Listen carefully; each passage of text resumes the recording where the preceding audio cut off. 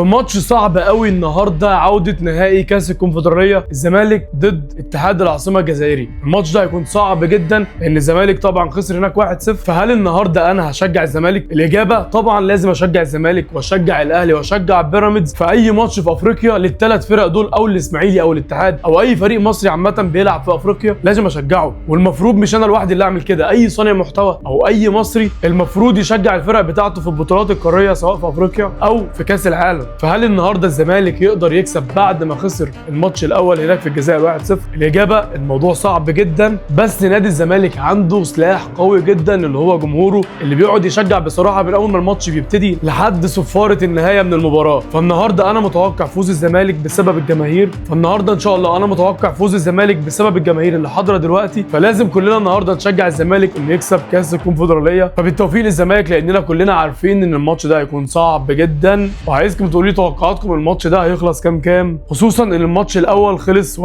لاتحاد العاصمه الجزائري.